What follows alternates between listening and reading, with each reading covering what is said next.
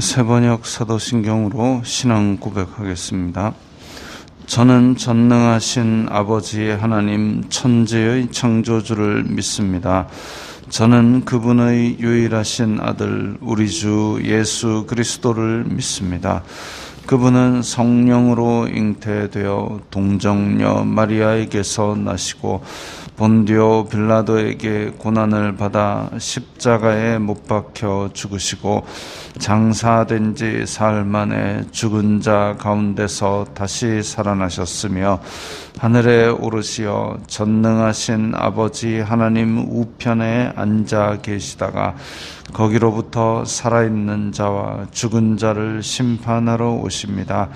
저는 성령을 믿으며 거룩한 공교회와 성도의 교제와 죄를 용서받는 것과 몸의 부활과 영생을 믿습니다. 아멘. 거룩하신 아버지 하나님 감사합니다. 간밤에도 편히 쉬게 해주시고 새벽에 기도하는 자리에 불러주시니 감사합니다. 이 시간 저희들이 마음 중심으로 주님을 경외하게 하여 주시옵소서. 예수님 이름으로 기도드리옵나이다. 아멘. 찬송가 357장입니다.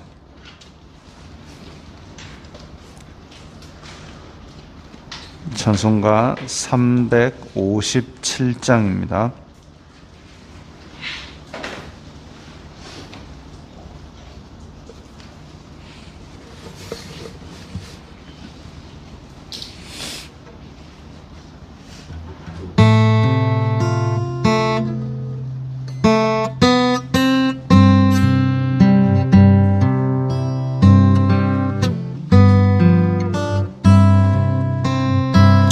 주 믿는 사람 일어나 다 힘을 합하여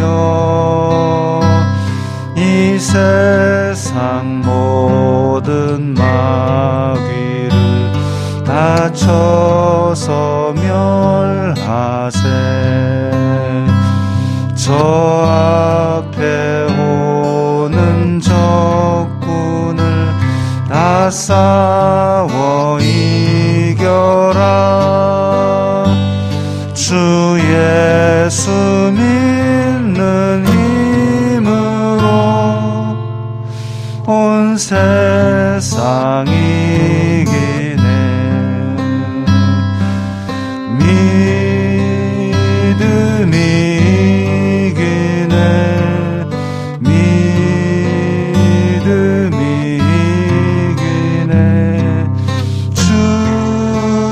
예수를 믿음이 온 세상 이기네. 온 인류 마귀 괴휼로 큰 죄에 빠지니 진리로 띠를 띠고서 늘 기도드리세.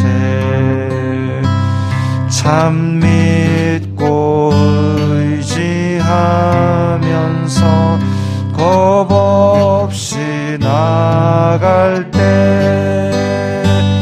주 예수 믿는 힘으로 온 세상 이기네.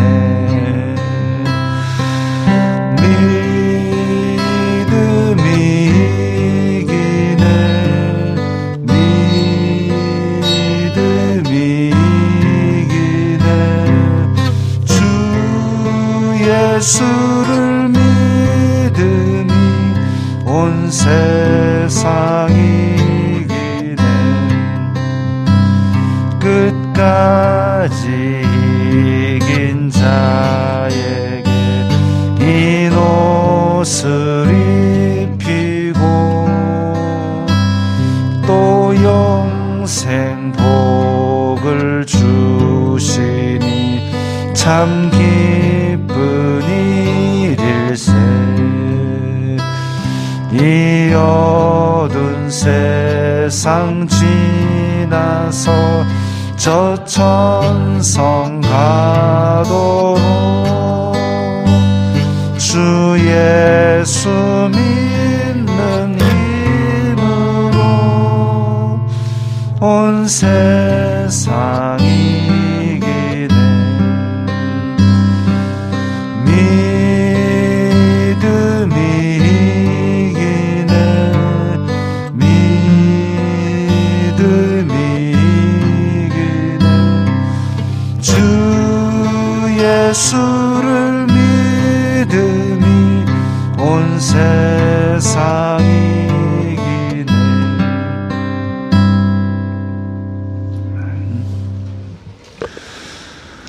오늘 말씀은 히브리서 4장 1절부터 16절까지의 말씀입니다.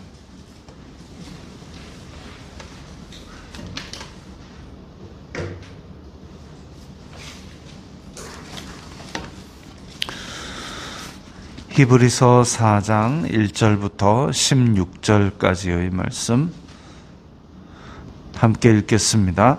그러므로 우리는 두려워할지니 그의 안식에 들어갈 약속이 남아 있을지라도 너희 중에는 혹 이르지 못할 자가 있을까 함이라. 그들과 같이 우리도 복음 전함을 받은 자이나 들은 바 그 말씀이 그들에게 유익하지 못한 것은 듣는 자가 믿음과 결부시키지 아니함이라. 이미 믿는 우리들은 저 안식에 들어가는도다. 그가 말씀한 바와 같으니 내가 노하여 맹세한 바와 같이 그들이 내 안식에 들어오지 못하리라 하셨다 하였으나 세상을 창조할 때부터 그 일이 이루어졌느니라. 제7일에 관하여는 어딘가에 이렇게 일렀으되 하나님은 제7일에 그의 모든 일을 쉬셨다 하였으며 또 다시 거기에 그들이 내 안식에 들어오지 못하리라 하였으니 그러면 거기에 들어갈 자들이 남아 있거니와 복음 전함을 먼저 받은 자들은 순종하지 아니함으로 말미암아 들어가지 못하였으므로 오랜 후에 다윗의 글에 다시 어느 날을 정하여 오늘이라고 미리 이같이 일렀으되 오늘 너희가 그의 음성을 듣거든 너희 마음을 완고하게 하지 말라 하였나니 만일 여호수아가 그들에게 안식을 주었더라면 그 후에 다른 날을 말씀하지 아니하셨으리라. 그런즉 안식할 때가 하나님의 백성에게 남아 있도다. 이미 그의 안식에 들어간 자는 하나님이 자기의 일을 쉬심과 같이 그도 자기의 일을 쉬느니라. 그러므로 우리가 저 안식에 들어가기를 힘쓸지니 이는 누구든지 저 순종하지 아니하는 본에 빠지지 않게 하려 함이라.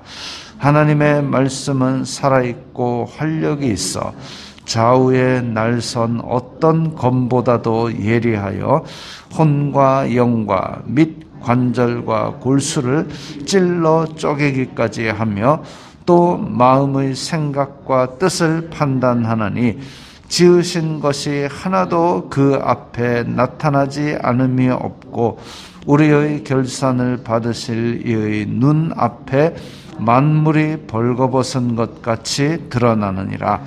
그러므로 우리에게 큰 대제사장이 계시니 승천하시니 곧 하나님의 아들 예수시라. 우리가 믿는 도리를 굳게 잡을지어다. 우리에게 있는 대제사장은 우리의 연약함을 동정하지 못하실 이가 아니요 모든 일에 우리와 똑같이 시험을 받으신 이로되 죄는 없으시니라. 그러므로 우리는 긍휼하심을 받고 때를 따라 돕는 은혜를 얻기 위하여 은혜의 보좌 앞에 담대히 나아갈 것이니라. 아멘.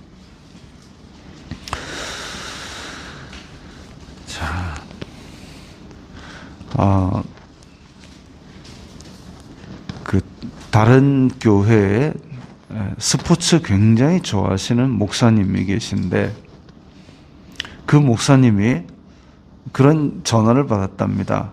목사님, 내일 새벽기도 쉬면 안 돼요. 지금 우리나라 선수들하고 브라질 선수들하고 축구를 열심히 하고 있습니다. 열심히 하는데 결과는 어떨지 아무도 알 수가 없는 것이죠. 다만 우리나라는 저 랭킹이 저 밑에 있다가 이번에 조금 이기고 이래가지고 25등까지 올라왔고 브라질은 부동의 1위 자리를 계속 지키고 있고 월드컵 최다 우승국입니다. 그런 상태고 뭐 어제 밤에 뉴스 보니까 이길 확률이 뭐 11%라는 곳도 있고 14%라는 곳도 있고 11%라 해서 우리가 10분의 1만큼 이기는 게 아니고 이기면 100이고 지면 0이죠. 그래서 뭐 그런 예상은 아무리 해봐야 별 소용이 없고 새벽기도 마치고 돌아가셔서 뉴스 보시면 결과가 어떻게 되는지 나올 겁니다. 우리는 걱정할 것도 없고 그냥 우리가 우리 할 일 하고 우리 기도하고 하면 되는 거죠. 그렇다고 해서 또 목사님 새벽기도 쉬면 안 됩니까? 우리는 우리 할 일 하면 되는 거죠. 기도할 사람만 하면 되는데 굳이 그거를 쉽니다 이렇게 얘기를 할 일이 또 뭐가 있나 말이죠. 자, 어쨌든 이 자리에서 기도하시는 분은 기도하시는 복을 충만히 받으시기 바랍니다.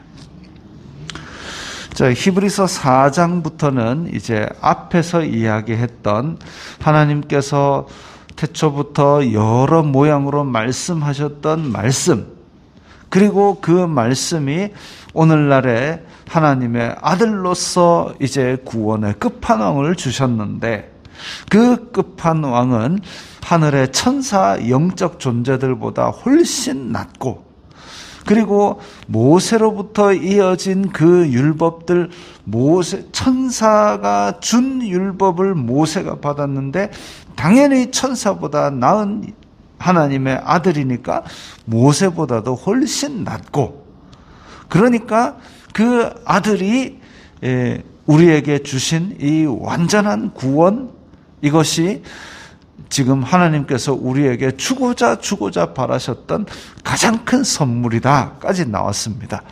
그런데 오늘 본문에서 이제 새로운 개념이 등장하는데 우리에게 큰 대제사장이 계신다, 여기까지 나왔습니다. 자, 그런데 마지막으로 지금 앞에서 이어지는 논조에서 마지막으로 나오는 개념이 안식입니다. 안식. 자, 그러므로 우리는 두려워할지니 그의 안식에 들어갈 약속이 남아 있을지라도 혹 이르지 못할 자가 있을까 함이라. 하나님께서 안식이라는 걸 우리에게 주셨습니다. 그래서 하나님께서 안식, 영원한 안식, 영원한 쉼, 영원한 즐거움, 그것의 예표로서 안식일이라는 율법을 우리에게 주사 앞으로는 이것이 우리에게 영원히 있을 것을 보여주셨는데, 그런데 경고가 있습니다. 혹 이르지 못할 자가 있을 수도 있다. 안식에, 하나님의 안식에 못 들어갈 사람이 있다. 누구냐? 말씀이 들어갔는데도 불구하고 믿음과 결부시키지 못한 사람이다. 복음을 들을 때에 말씀을 믿음으로 받지 않는 사람, 그 사람이 안식에 이르지 못할 수 있다. 그걸 좀 두려워해야 된다. 근데 우리는 이 말씀이 믿음과 결부시키지 못한 그런 상태를 그럼 듣는데 왜? 근데 말씀을 듣고 믿고 이게 하나가 돼야 됩니다. 사람이 참 독특한 게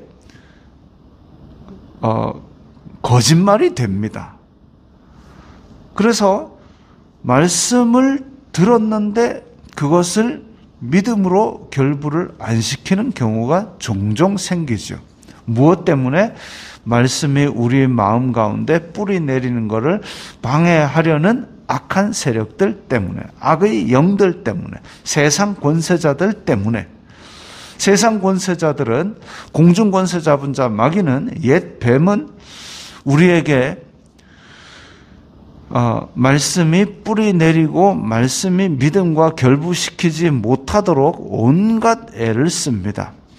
그 첫 번째 방법이 괴롭히는 거죠. 그래서 로마 시대에는 예수님 믿으면 잡아 죽인다. 사망 권세의 두려움으로 공격을 해왔습니다. 또 하나는 뭐냐면 우리에게 좋은 걸 줍니다. 그래서 발 뻗게 만들고 풍요롭게 만듭니다. 군대에서 제가 그 병들을 이끌어서 대대에 있는 본부에 있는 교회로 이렇게 주일마다 데리고 가는데, 이등병들이 병장과 주님의 날 같이 누워서 TV를 볼 수 있게 풀어지니까 교회 가는 인원수가 팍 줄었습니다. 어찌 보면 그 이전에 막 구타가 있던 시절에 그럴 때는 몇십 명이, 한 30-40명이 넘게 교회를 갔다고 하는데, 그때는 막 교회 간다고 그 막사 뒤에 불러내가지고 패고 이럴 때인데, 그때는 교회를 30-40명 비가 오나 눈이 오나 걸어서라도 갔는데, 차를 대절해 주는데도 불구하고 누워서 TV 볼 수 있게 되니까 안 갑니다. 20명, 10명 이렇게 줄어든 거죠. 더 편해지고 더 좋아졌는데도 왜 안 갈까? 그게 바로 말씀이 믿음으로 뿌리 내리는 걸 방해하는 사탄의 계략이죠. 박해를 주기도 하지만 박해가 안 통하면 좋은 걸 줘버립니다. 그 좋은 거라는 게 이제 육신이 편하고 육신이 따뜻하고 육신이 풍요롭고, 이렇게 되면 또 사람이 안 갑니다. 근데 여기에서 말씀이 믿음과 결부된다는 그 말이 도대체 뭐냐? 저 11절에 보면, 그러므로 우리가 저 안식에 들어가기를 힘쓸지니, 안식에 들어가기를 힘쓰란 얘기는 우리의 공로로 어떻게 해보란 얘기가 아니라, 사도 바울이 표대를 향하여 달려갔던 것처럼 우리에게 믿음이 들어오면 믿음의 씨앗이 하나님의 은혜로 자라나는데, 그것을 끝까지 견고히 붙들고 가는 우리의 어떤 마음 자세가 필요하다는 거죠. 근데 누구든지 저 순종하지 아니하는 본에 빠지지 않게 하려면, 그 말이 있습니다. 순종이 들어갑니다. 믿음은 순종과 같은 의미입니다. 요한복음에서도 아들을 믿는 자는과 대조되는 개념으로, 아들을 순종하지 아니하는 자는 심판을 이미 받았다 이랬습니다. 자, 믿는 자와 순종하는 자는 같은 의미입니다. 그러면 우리 씨 뿌리는 비유에서도 보면, 씨를 뿌렸는데 그것이 30배, 60배, 100배로 열매를 맺는다라고 얘기를 했습니다. 씨가 열매를 맺는다라는 것은 그 믿음이 우리 삶에서 행동으로 나타나고 일상생활에서 나타난다는 얘기죠. 순종이죠. 그래서 말씀이 믿음과 결부시키지 않으면 그 안식에 들어가지 않는다. 즉 말씀이 들어와서 그 믿음이 우리의 일상생활이 되는 것은 결국 그 말씀이 내 것이 된다는 얘기인데, 그런데 그 말씀이 들어와서 믿음과 결부시키지 않는다, 그대로 남아서 우리의 행동은 따로 순종은 안 하고 있다, 이것은 우리의 믿음과 결부되지 않는 거죠. 자, 그래서 그런 안식이 없었던 사람들이 누구냐? 결국은 하나님의 약속을 받고 말씀을 들었지만 광야에 나와가지고 불순종과 불평과 원망만 하다가 죽어갔던 믿음의 조상들을 이야기합니다. 그리고 완전한 구원의 말씀이 주어진 오늘날에는 예수 그리스도의 말씀을 받았으나 그것을 열매 맺지 않는 사람들을 말하지요. 그래서 지금 안식에 들어오지 못한다는 경고의 말씀과 그리고 여러 가지 구약의 인용구들이 있고 7절에 보면 그의 음성을 듣거든 너희 마음을 완고하게 하지 말라. 완고하게 하지 말라는 것은 완고라는 말이 나오면 바로 우리는 생각할 것이 출애굽기에 나오는 바로입니다. 말씀을 주시고 경고를 주셨는데도 말을 안 듣고 결국 자기 고집을 피우다가 하나님의 명령 내 백성을 보내라 이랬는데 안 보내고 버티는데 재앙을 하나 둘 셋 넷 끝까지 버티니까 나라가 다 거덜나고 그렇게 되는, 그리고 하나님의 백성은 하나님의 길을 다 떠나고 하나님의 뜻은 분명히 이루어집니다. 사람이 순종하건 안 하건 이루어집니다. 근데 거기를 막아선다? 그러면 바로처럼 다 털리는 거죠. 마음을 완고하게 하지 말라. 예수님 시절에도 많은 사람이 마음을 완고하게 하고 받아들이지 않았을 때에 예수님께서 하신 말씀이 너희들이 그렇게 안 하면 저 돌들이 소리 지르리라. 그렇게 말씀을 하셨습니다. 그래서 돌들보다는 우리가 앞서야 되지 않겠습니까? 마음을 완고하게 하지 말라. 하나님의 뜻을 알고 하나님의 뜻이 무엇인지 선포가 되었다면 그것을 우리는 순종하는 게 맞죠. 만일 여호수아가 그들에게 안식을 주었다라면, 다시 말하면 모세가 준 율법 그리고 그 가나안 땅에 들어가는 것, 그것이 안식의 완성이었더라면 그 이후에 다른 날은 없었을 것이다. 그런데 약속의 땅 그리고 모세의 율법, 이것이 궁극적인 안식은 아니다 이거죠. 안식할 때가 9절에 하나님의 백성에게 남아 있도다. 즉 하나님의 백성을 위한 안식의 완전한 상태, 모형이 아닌 진짜가 남아 있도다. 10절에 하나님이 자기의 일을 쉬심과 같이 그도 자기의 일을 쉬느니라. 하나님처럼 안식하게 된다는 얘기입니다. 그런데 하나님처럼 안식한다. 그것은 우리의 육신으로는 상상할 수 없는 일이죠. 그것이 이 땅에서는 땀을 흘려서 일을 해야 먹고 사는 생명의 유지가 가능하지만 하나님과 함께 있을 때는 그야말로 하나님 안에서 영원한 쉼을 얻게 될 겁니다. 그것을 바라고 있는 거죠. 11절 다시 봅니다. 우리가 저 안식에 들어가기를 힘쓸지니 누구든지 저 순종하지 아니하는 본에 빠지지 않게 하려 함이라. 자, 여기서 보면 안식에 들어가는 것은 곧 순종과 결부가 됩니다. 그러면 말씀, 믿음, 순종, 안식, 이것이 한 맥락 속에 있게 되는 것이죠. 그리고 말씀, 믿음, 순종, 안식, 이렇게 한 맥락이 되었을 때 맨 처음 나오는 이 말씀, 그럼 이 말씀이 어떤 성질을 가지고 있느냐? 이제 12절에 우리가 많이들 암송하는 말씀입니다. 하나님의 말씀은 살아있고 활력이 있어, 예전 개역 성경에서는 살았고 운동력이 있어 라고 얘기를 했습니다. 좌우의 날선 어떤 검보다도 예리하여 혼과 영과 및 관절과 골수를 찔러 쪼개기까지 하며 또 마음의 생각과 뜻을 판단하느니. 하나님의 말씀 앞에서 우리가 사람이 아까 거짓이 가능하다 그랬습니다.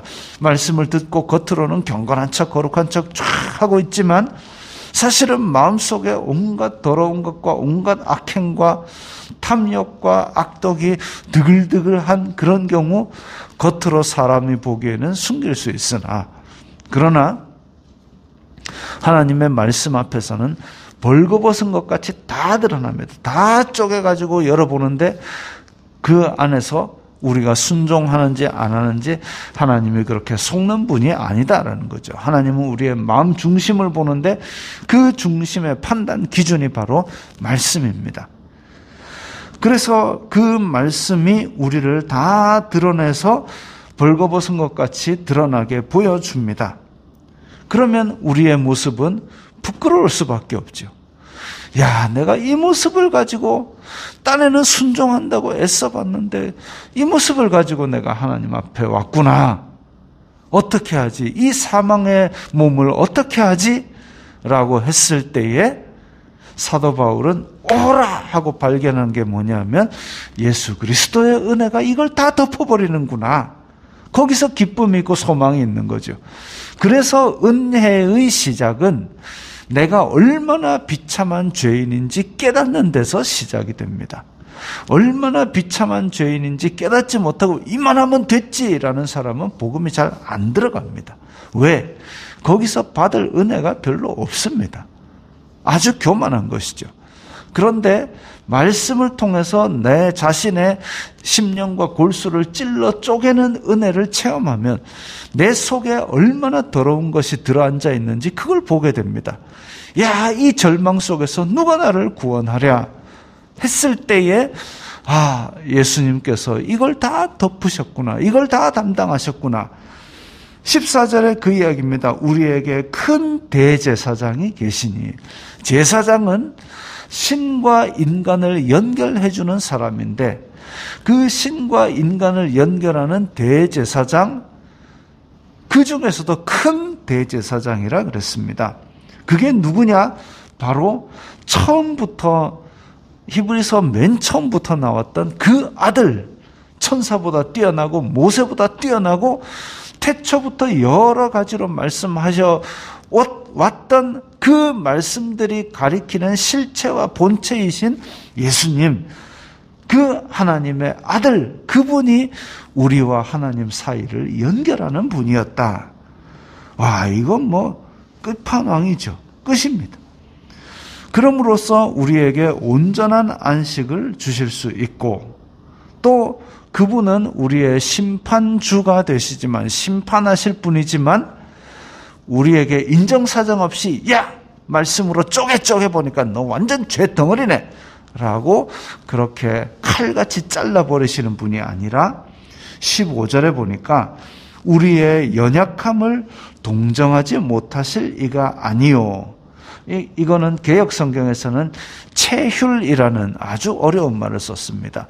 체휼이라는 말을 국어사전에 찾아보면 더 높은 사람이 더 낮은 사람의 형편을, 불쌍한 형편을 다시 잘 생각해주는, 그 입장에서 생각해주는 게 바로 체휼이라는 단어입니다. 그걸 이제 우리가 알아듣기 쉬운 동정이라는 말로 바꾸어 놨는데 잘 된 것 같습니다. 그래서 우리에게 있는 대제사장은 인정사정 없이 잘라버리는 분이 아니라 우리 사정을 너무나도 잘 우리 입장에서 대변해 주시는 분이다. 우리의 연약함이라 그랬습니다. 우리가 육신을 입고 있기 때문에 수많은 환난과 그리고 수많은 유혹 앞에 많이 흔들립니다. 그 많이 흔들리는 부분 잘 알고 계시다는 거죠. 왜? 육신을 입고 와 보셨기 때문에. 그래서 너희들이 얼마나 연약한지 잘 안다. 그런데 똑같이 시험을 받으셨지만 죄는 없으시니라. 그렇게 연약한 육신을 입고 많이 힘들고 어려운 것 그리고 많은 유혹도 당하셨지만 죄가 없으셨는데 그렇기 때문에 우리의 연약한 부분도 너무나도 잘 아시고 그래서 연약하기 때문에 넘어지는 부분에 대해서도 죄가 없으셨던 것처럼 충분히 도와주실 수 있는 그런 분인데 그분이 바로 우리와 하나님을 연결하는 대제사장이다 이거죠. 정말 이렇게 우리에게 좋은 대제사장 둘도 없는 분입니다. 그러므로 우리는 긍휼하심을 받고 하나님의 불쌍히 여기심을 받고 때를 따라 돕는 은혜를 얻기 위하여 은혜의 보좌 앞에 담대히 나아갈 것이니라. 그래서 담대히 나아갈 것이니라 라는 얘기는 한 번씩 구원의 확신에 대해서 질문을 합니다. 지금 당장 죽어도 천국 갈 자신 있습니까? 죄송했어요. 죄송 안 해도 됩니다. 모든 걸 다 담당하신 예수 그리스도의 은혜를 믿으면 그 은혜를 힘입어서 당당하게 가는 것이죠. 당당하게. 너 왜 그렇게 당당하게 들어오니? 예수님이 다 해결해 주셨거든요. 그게 믿음입니다. 아주 단순하죠. 단순하고 그런 어린아이 같은 믿음이니까 하나님께서 기뻐하시는 겁니다. 완전히 의지하는 믿음이죠. 예수님께서 완전히 다 하셨기 때문에 나는 당당합니다. 이게 어린아이 같은 완전히 믿는 믿음이죠. 근데 내가 조금 부족해서 이거는 내 공로를 어떻게 좀 집어넣어 보려고 하는 겁니다. 그러니까 안 당당한 거죠. 예수님 때문에 당당한 겁니다. 나는 돌아볼 게 없을 정도로 엉망이지만 예수님 때문에. 자, 근데 이런 게 왜 지금 나왔느냐? 히브리서가 기록될 당시의 이 교회들은 박해를 받고 있다 그랬습니다. 겉으로는 로마의 박해를 받고 있고 속으로는 유대인들의 또 공격을 받고 있었는데 그 유대인들이 히브리인들이 믿고 예수님을 의지하고 하려다 보니까 어떤 생각이 드느냐 하면은 야, 이거 진짜 맞나 싶은 회의가 되는 겁니다. 그러니까 구약, 너네들이 잘 알고 있는 구약을 다 동원해가지고 아들이다, 아들이 대제사장이다 라고 얘기를 하고 있는데, 그런데 자, 죄, 죽음 이런 것들은 해결이 된다고 해도 초대교회의 딜레마가 뭐냐면 성도에게 안식을 주셨다 그랬는데 실제로는 로마의 박해와 유대인들의 질시를 다 겪어내고 현실의 삶에서 이렇게 고달픈 게 뭔 안식이냐 싶은 거죠. 예수님을 믿으면 영생을 주신다 그랬는데 영생이 아니라 지금 잡혀가가지고 로마 사람들한테 맞으니까 죽네? 이게 과연 뭐냐라는 그런 회의와 흔들림이 있는 거죠. 지금도 마찬가지입니다. 예수님 믿으면 병 다 고치고 예수님 믿으면 로또 되고 이럴 줄 알았는데 아닌 거죠. 통장은 통장은 여전히 힘들고 일에서는 인간관계는 여전히 우리를 괴롭히는 일들이 있습니다. 그게 아직까지 우리가 완성되지 못한 아직의 상태에 있기 때문이죠. 그리고 여전히 우리 마음속에는 성령님이 내주하신다 그랬는데 자꾸 죄에 대한 욕망이 무럭무럭 자라나고 있다라는 거죠. 그런 현실과의 갈등 속에서 만약에 예수님 믿자마자 너 예수님 믿냐 안 믿냐 후딱 해가지고 심판을 쫙쫙 갈라버리면 사실 살 사람이 별로 없습니다. 이 땅에 있는 동안 어쨌든 예수 그리스도의 복음 이후에 오래 참으심 가운데서 그 은혜 가운데서 우리가 성화의 단계를 밟아 나가는 것이 지금 우리가 할 수 있는 전부지요. 그렇다고 해서 완전한 성화를 이룰 수 있지도 않습니다. 다만 우리는 걸어갈 뿐이죠. 우리 갈 길을 걸어갈 뿐이고 그 은혜에 감사하면서 순종하며 나아갈 뿐입니다. 그래서 현실과 그리고 우리의 믿음과의 차이를 흔들리지 않기 위해서는 앞에서 이야기했던 것처럼 끝까지 견고히 우리의 믿는 바 예수 그리스도께서 다 베풀어 주시는 그 은혜를 붙드는 것밖에 없습니다. 마음이 흔들릴 때 기도하십시오. 마음이 흔들릴 때 찬송하십시오. 소리내서 찬송하고 소리내서 기도하고 그래서 그 입술의 고백으로 말미암아 우리의 흔들림을 성령님께서 붙잡아 주심을 겸손히 간구하는 자에게 분명히 말씀으로 힘을 주실 것입니다. 오늘도 그 힘든 가운데 승리하시기 바랍니다. 기도하겠습니다. 거룩하신 아버지 하나님 감사합니다. 저희들에게 큰 대제사장이신 아들 예수 그리스도를 보내주셔서 저희들이 이 땅에서도 안식을 누리게 하심을 감사합니다. 영원한 안식을 받을 때까지 이 믿음을 견고하게 또 끝까지 붙들고 나아갈 수 있도록 순종의 마음을 더하여 주시옵소서. 예수님 이름으로 기도드리옵나이다. 아멘.